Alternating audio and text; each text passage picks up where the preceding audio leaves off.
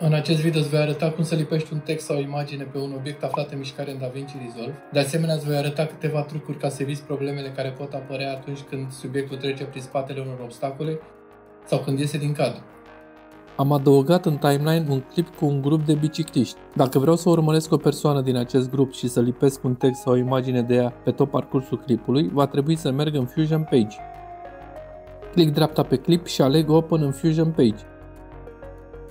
Pentru a urmări o persoană din acest grup, să zicem pe acest băiat cu bluza roșie, am nevoie de un tracker. Cu media in 1 selectat, apăs Shift plus Space, caut tracker și îl adaug. După ce l-am adăugat, au apărut două pătrate, unul cu linie continuă și unul cu linie întreruptă. Ca să mă asigur că voi avea un rezultat cât mai bun, merg la începutul clipului pentru a începe urmărirea. Mut pătratul mic ținând apăsat pe colțul din stânga sus și îl poziționez fix peste bluza roșie, iar cel mare, cel cu linia întreruptă, îl setez pe o zonă mai mare. Înainte să dau drumul la tracking, merg în dreapta la Inspector, de unde schimb modul adaptiv pe Best Match, care de obicei dă cele mai bune rezultate. Pentru a începe urmărirea, apăs pe butonul care are o săgeată la dreapta și aștept ca programul să analizeze fiecare cadru și să urmărească mișcarea subiectului pe tot parcursul clipului.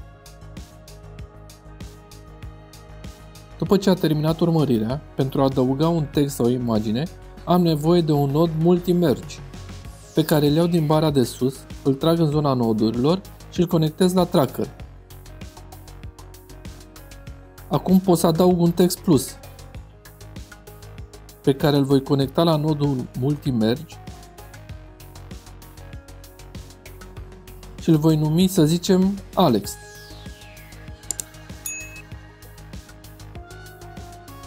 Pentru a vedea textul pe ecran, selectez nodul Tracker,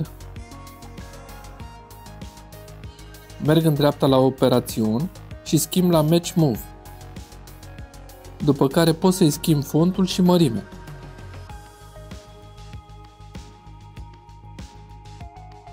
Pentru a muta textul, apăs pe mijloc și îl poziționez unde vreau să stea. Dacă vreau să adaug o linie între bluză și nume, voi adăuga un background, îl voi conecta la multi-merge, îl voi face alb, după care îi voi pune o mască. Iau un poligon și îl conectez la fundal. Pun un punct lângă text și un punct lângă bluză. Așa am creat o linie pe care o modific puțin din border și gata. Am numele lipit printr-o linie de biciclist. Acum observ prima problemă. Pentru că biciclistul este blocat de un alt participant la cursă, trackerul nu a putut să-l urmărească corect și a rămas blocat undeva pe la mijloc. Pentru a corecta această eroare, caut ultimul cadru în care apare bluza roșie a biciclistului,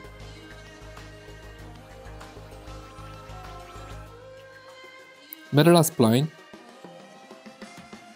selectez căsuța cu tracker, apăs pe Zoom to Fit pentru a afișa tograficul, dau puțin zoom pentru a vedea mai clar, selectez toată partea dreaptă de după cursor și apăs tasta Delete pentru a elimina partea cu eroare. Acum caut partea unde bluza apare din nou în cadru. Repoziționez scenarul peste bluză și continui cu urmărirea. Acum textul urmărește biciclistul fără eroare. Dar văd o altă problemă des întâlnită. Atunci când subiectul urmărit iese din cadru, textul rămâne blocat la margine. Voi proceda la fel ca mai devreme. Caut ultimul frame în care apare bluza, merg la Spline, dau zoom la finalul clipului pentru a elimina partea unde s-a blocat textul, selectez toate punctele și le șterg. Pentru a rezolva problema cu totul și a preveni ca textul să plutească pe margine, dau click dreapta în zona graficului și caut Gradient Extrapolation.